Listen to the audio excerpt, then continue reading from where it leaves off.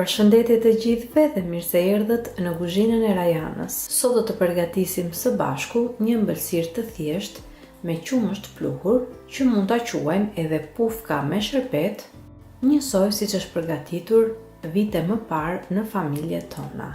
Tradita e do që kjo ëmbëlsirë të përgatitet me vezë, por në këtë recetë që do të shikoni sot, do t'ju tregoj një mënyrë tjetër të përgatitjes së pufkave me sherbet, duke mos përdorur vezë fare. Kjo është një metodë shumë e thjeshtë dhe në fund fare pufkat me sherbet dalin shumë të shijshme. Nuk e di nëse kjo ëmbëlsirë mund të quhet me emër tjetër. Nëse ju e gatuani në familjen tuaj, do doja shumë që të komentonit poshtë kësaj videoje dhe të më tregonit se si e quani këtë ëmbëlsirë në familjen tuaj. Kjo është një ëmbëlsirë që përgatitet jo vetëm shpejt, është shumë e thjeshtë në përgatitje, pra nuk ju merr shumë kohë dhe në fund fare ka një shije shumë të mirë. Mund ta përgatisni me çfarë do lloj rasti në familjen tuaj dhe ka për t'ju pëlqyer shumë. Tani le të nisim pa humbur kohë me përgatitjen e recetës. Në fillim për përgatitjen e kësaj ëmbëlsire do të përgatisim sherbetin. Sherbeti duhet që të jetë i trash. Dhe për këtë arsye ne përdorim 1 gotë e gjysmë me sheqer dhe 1 gotë me ujë. Gjithashtu mund të shtoni edhe pak lëng limoni në mënyrë që sheqeri të mos kokrizohet. I hedhim të gjithë përbërësit në një tenxhere dhe tenxheren e vendosim në zjarr mesatar. E trazojmë mirë sheqerin derisa të fillojë të tretet dhe do ta lëmë sherbetin që të zjejë për të paktën 5 deri në 7 minuta ose derisa të shikoni që sherbeti të fillojë të vlojë dhe të trashet. Pra për këtë ëmbëlsirë sherbeti na duhet i trash. Dhe kur sherbeti ka zjerë mjaftueshëm dhe ka marrë trashësinë që duhet, e heqim tenxheren nga zjarri dhe sherbetin e lëmë të ftohet, ndërkohë që ne do të përgatisim pjesën tjetër të recetës, që është pikërisht përgatitja e pufkave me qumësht pluhur. Për këtë ëmbëlsirë, në një tas unë kam shtuar 1 gotë e gjysmë me qumësht pluhur.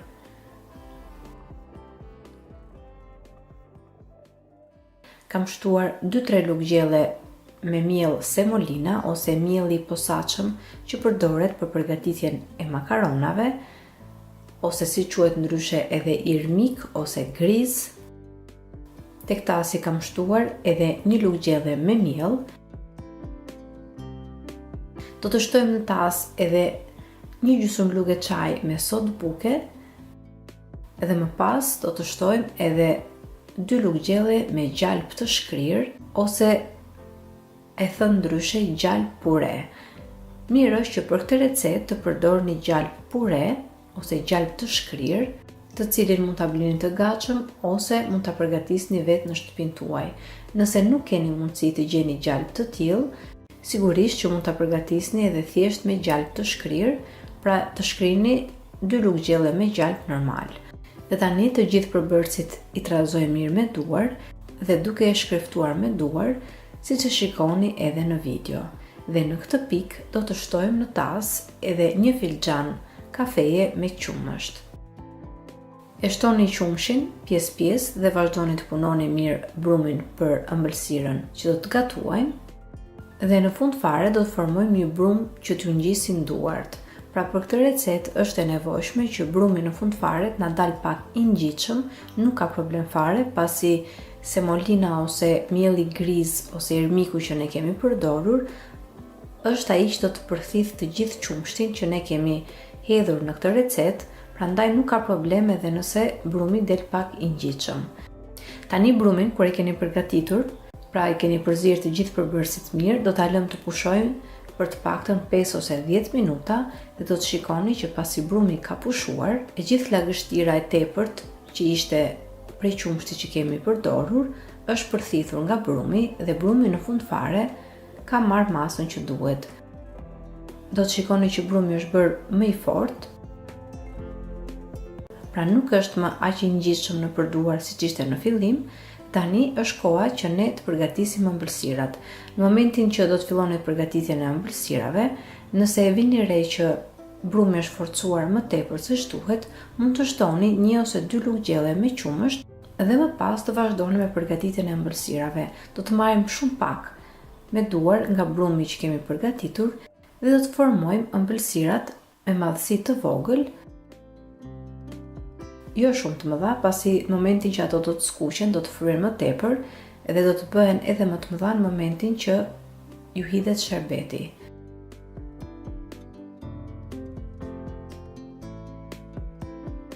Megjithatë, jeni të lirë t'i bëni sipas madhësisë që keni dëshirë. Dhe tani, kur ëmbëlsirat i keni gati dhe i keni përgatitur sipas formave që doni, tani jeni të lirë që këto ëmbëlsira ose t'i piqni në furrë, ose mund t'i skuqim në vaj. Unë kam zgjedhur metodën e skuqjes në vaj, për këtë arsye vendosim tenxherën në zjarr mesatar dhe do të shtojmë aty edhe vajin, njësoj sikur veproni kur skuqni patate. Zjarri duhet që të jetë në nxehtësi mesatare, nuk duhet që kjo ëmbëlsirë të gatuhet në zjarr të lartë, pasi ëmbëlsirat do të digjen dhe do të ngelen në pjesën e brendshme të tyre të papjekura. Prandaj, në momentin që shikoni që vaji është nxehur mjaftueshëm, do të fillojmë të hedhim puftet një nga një në tenxherën me vaj. Kur i hedhim në fillim, i lëm për pak sekonda pa i lëvizur dhe më pas mund të rrotulloni ato në mënyrë që të piqen njësoj nga të gjitha anët. Keni shumë kujdes kur e përgatisni këtë ëmbëlsirë, qoftë duke i skuqur ose edhe kur i piqni ato në furrë, pasi kjo ëmbëlsirë përgatitet me qumësh pluhur, piqen shumë shpejt dhe për këtë arsye ndonjëherë edhe piqen më tepër nga sa duhet. Po të shikoni, disa prej këtyre pufteve që unë kam përgatitur janë skuqur më tepër nga ç'duhet. Prandaj u them që duhet keni shumë kujdes kur e përgatisni këtë ëmbëlsirë, duhet që të jeni shumë të shpejtë gjatë kohës që i skuqni ose edhe gjatë kohës që i piqni në furrë, në mënyrë që ato të mos digjen.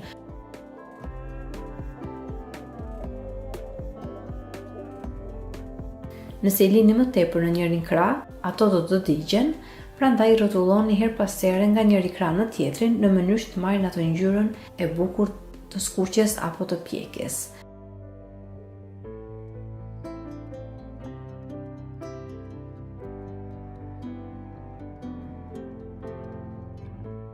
Në momentin që puftet janë skuqur mirë nga të gjitha anët, u akullojmë mirë vajin dhe më pas i kalojmë direkt tek sherbeti i vakët. Pra sherbeti në këtë rast duhet që të jetë i ftohtë ose i vakët, pra jo sherbeti i nxehtë apo i ngrohtë. Do t'i lëmë puftet në sherbet derisa ne të përfundojmë me pjesën tjetër të ëmbëlsirave. Dhe kështu procesin do ta përsërisim deri në fund, derisa ne të përfundojmë me puftet që kemi përgatitur.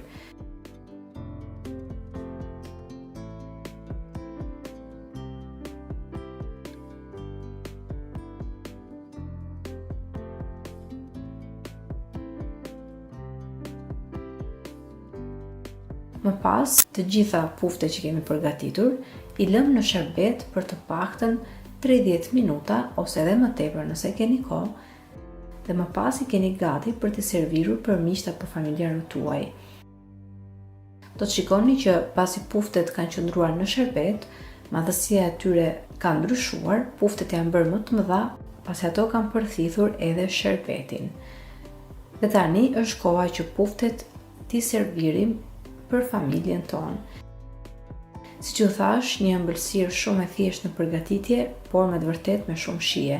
Kjo është një ndër ëmbëlsirat që në familjen time preferohet shumë, bëhet shumë kollaj, nuk ju merr shumë kohë dhe mund ta përgatisni për çfarëdo lloj rasti që keni.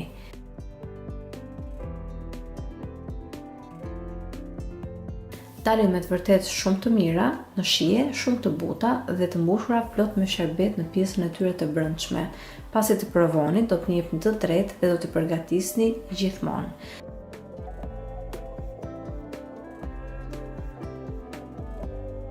Shpresoj shumë që kjo recetë ju ketë pëlqyer dhe nëse po, mos hezitoni të jepni asaj një like, si dhe ta shpërndani me miqtë dhe familjarët tuaj në rrjetet sociale.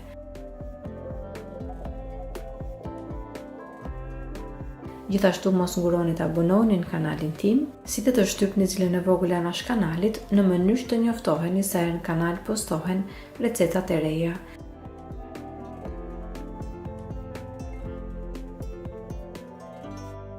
Ju falenderoj të gjithëve që më ndoqët edhe në videon e sotshme. Bashkë do dëgjohemi sërish në videon e radhës. Deri atëherë, Zoti ju bekatoft të gjithëve.